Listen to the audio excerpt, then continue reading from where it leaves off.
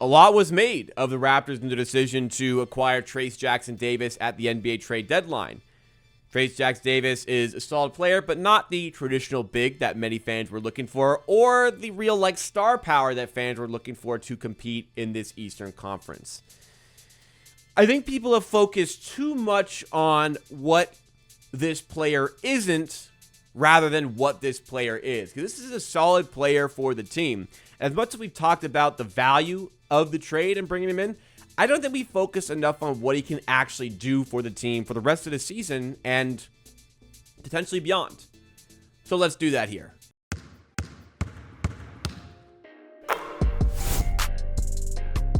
Obviously, we only had one game, but hey, if you want to make if you want to reflect yourself really well for the Raptors fan base, you start by putting in a double-double in your first game for the team. That's exactly what Trayce Jackson-Davis did. Very happy about this one. He got a good matchup. We're playing against the Indiana Pacers, and we were able to kind of ease him in, I guess, to proceedings. But Trayce Jackson-Davis was excellent with 10 points and 10 rebounds in this one in just 15 minutes of action, and really felt like he was instantly acclimated to the way the Raptors are playing basketball. Was making the right decisions on defense, making the right reads, was moving into good spaces there, rotating well, playing good help defense, being a bit of a stopper at the rim for us, and getting on the floor. Just playing within the style of the offense. He is a solid passer for his size, good pick and roll guy. Not the most, look, he's not statistically, he's a very poor finisher at the rim, but he's fun. He can do it. He can score. He can rebound. And it was evidence, again, in that game against the Indiana Pacers. Coming off the bench, well, it says 16 minutes here. 2 of 4 from the field, 6 of 10 from the line, 10 rebounds.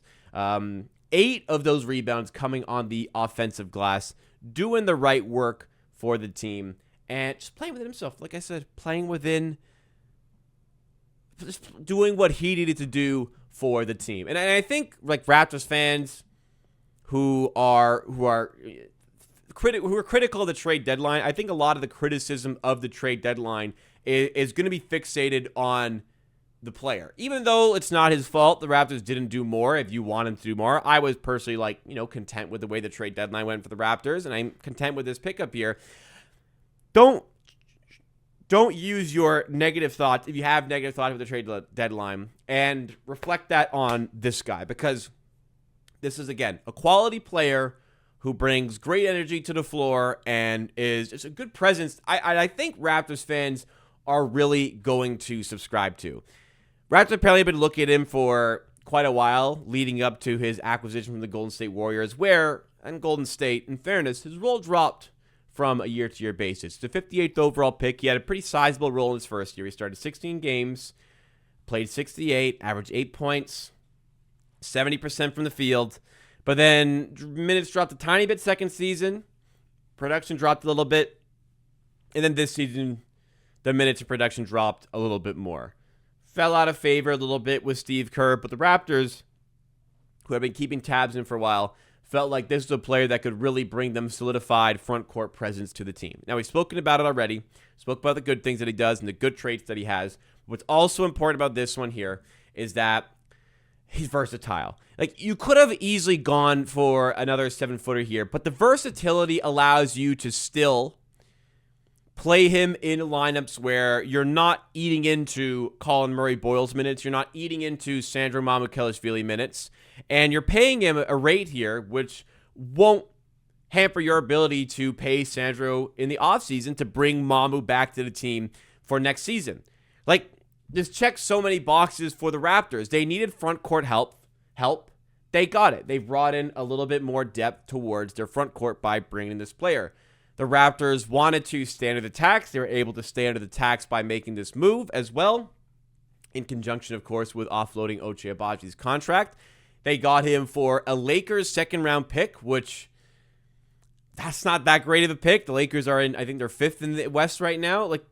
A late second-round pick, that's all we had to give away to get him. Didn't give away a first. That's what the Raptors were looking to do as well. You're not eating into Colin Murray-Boyles minutes because he's great and you want to keep playing him as much as possible.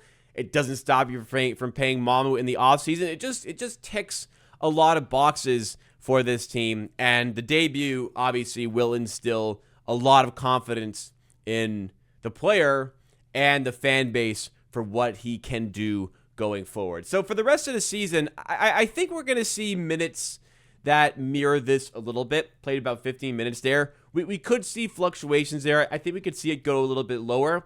But it's awesome in a game like the one coming up tonight while we're recording this live stream here, where Jakob Poeltl's injury status is still in question. Colin Murray-Boyles, he hasn't been healthy all season. And when Murray-Boyles is out and Poeltl's out, like there's just some lineups that, like sometimes the tallest person on the floor is 6'7". Now look, a 6'9" Trayce Jackson-Davis isn't like significantly upgrading your height, but it's another body to throw into the mix there when you are dealing with these injuries. And maybe like there's games where Mamu and Murray-Boyles and Barnes are taking a beating from the opposition center. Here's another player that can come in and offload some of that stress and offload some of that physicality and just take some of those reps in here. Sometimes you need somebody who's just going to like eat innings.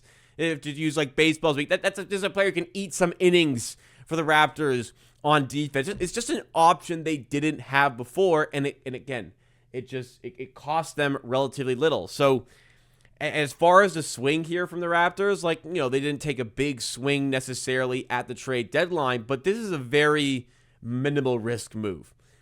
It was a second-round pick that they're not going to miss.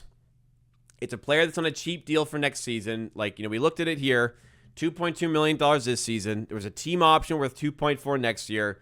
For $2.4 million, I think this is a player you may as well keep, and you may as well continue to get a look at here. And who knows what can go from there. But at least for the rest of this season, this was a needed acquisition, and I think it's a player that will contribute successfully and one that we are going to want to bring back as well for next season.